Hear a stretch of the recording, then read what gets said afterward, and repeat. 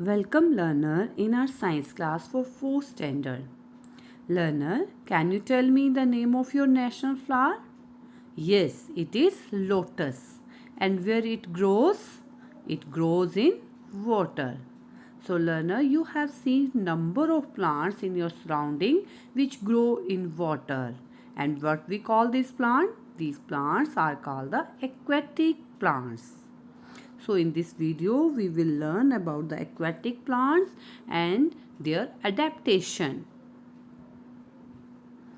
So plants which grow in water are called aquatic plants, and aquatic plants are of three types: floating plants, fixed plants and underwater plants.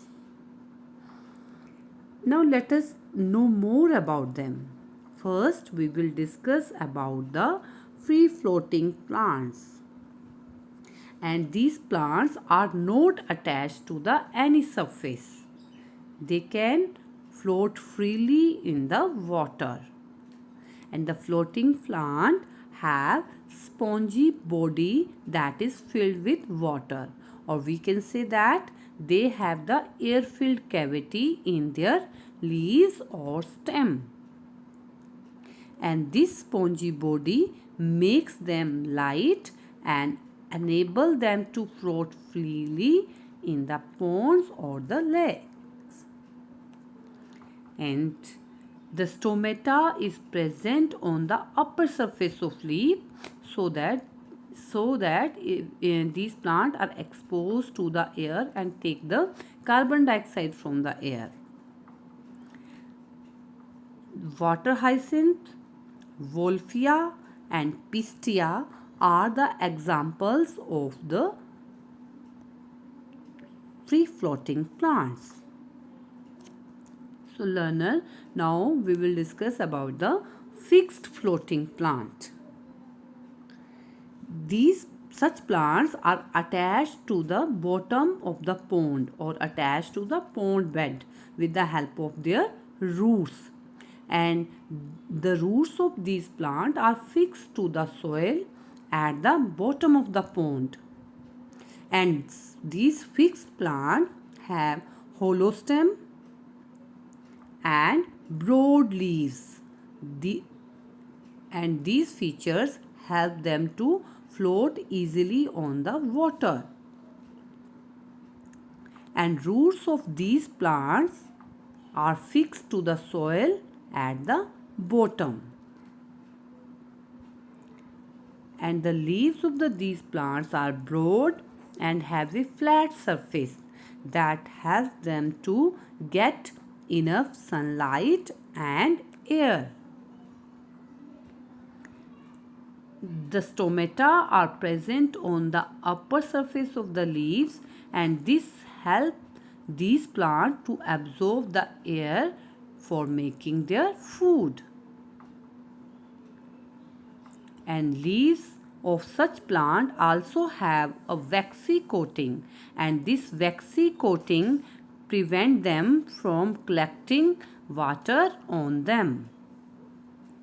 Now fixed plants also have the flexible stem which help them to bend with the high current of water, and this flexibility protect the plant or prevent the plant from their breakage or the damage.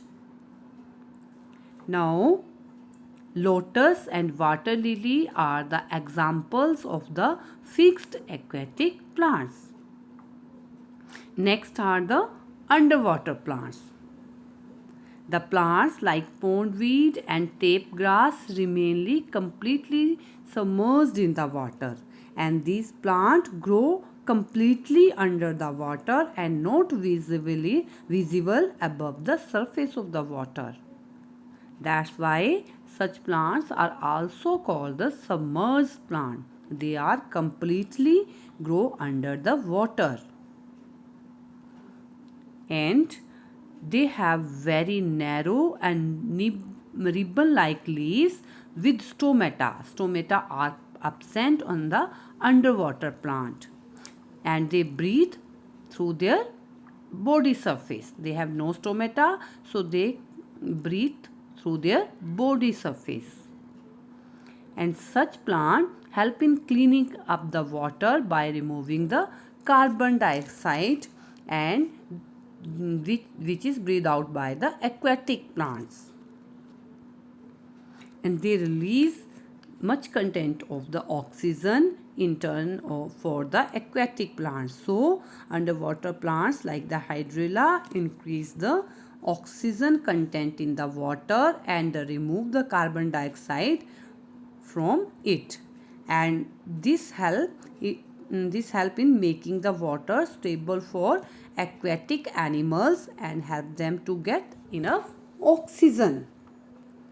So hydrilla is one of the example of an underwater plant, and it has pointed and the strap like leaves. So let's have a recap. These are the some examples of the underwater plant like hydrilla, vallisneria, that is known as the tape grass, and the cara. These are the examples of the underwater plants, and these are the example of the free floating and the fixed floating plant. Lotus and the water lily are the examples of the fixed aquatic plants, whereas the pistia, water hyacinth, water lettuce, duckweeds, these are the examples of the free floating plants.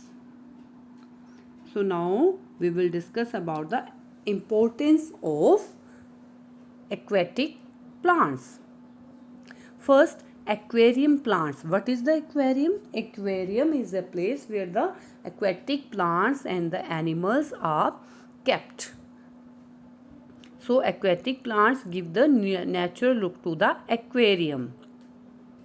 And these aquatic plants also provide food for the fish, because there are some fish that are the herbivores and they directly eat the aquatic plants. So aquatic plants are the food for the herbivores fish, and the other fish we eat the organism attached on the leaf.